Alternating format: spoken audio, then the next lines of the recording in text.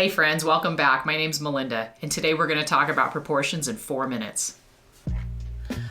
Now, the way you want to do proportions, or what proportions means, is the ratio of the width to the height. Having the right proportions will make your drawings look more accurate and more realistic. I'm going to use a bamboo stick to measure the proportions on this banana. You can use a ruler, you can use a pencil even. I like this because it's very long and it's very easy to use. Sometimes you can even mark on the stick if you want.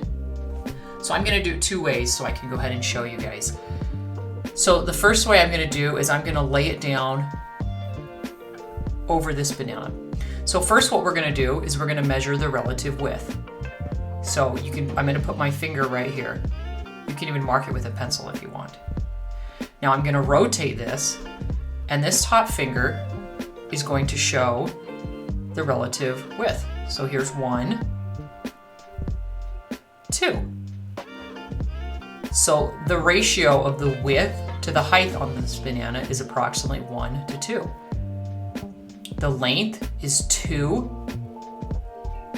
of the widths. If I was doing this not filming, just on my own, this is what I would do. I would hold out my arm so it's locked. You have to lock it off so that it's accurate every time you measure. I typically close one eye so that it flattens whatever I'm looking at and makes it 2-dimensional instead of 3-dimensional. So I'm closing my eye, I'm extending my arm totally flat, and I'm gonna put my finger at the bottom of the width of the banana. Now I know you can't see on the video, but you can still try this at home. So I have the width here and I'm going to rotate it. And you see that the length is approximately 1, 2. So we can see that the width of the banana is approximately equal to 1 part of the width, or the length. And the length is 2 times the width. So knowing that, I'm going to take my charcoal here, and I'm going to decide how big I want to make this banana. I can make it small, I can make it extra large.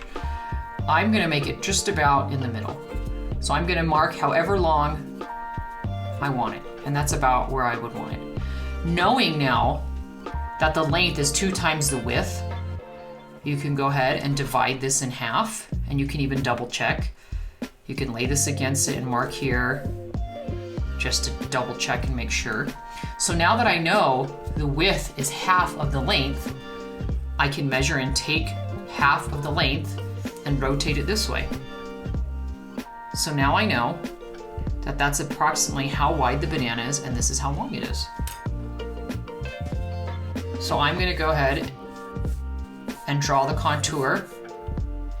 Okay, there you have it. How to use proportions to draw a still life. Thanks for watching this week's video. If this was helpful, please like this video and subscribe so that you don't miss out on more art tips like this. See you next week.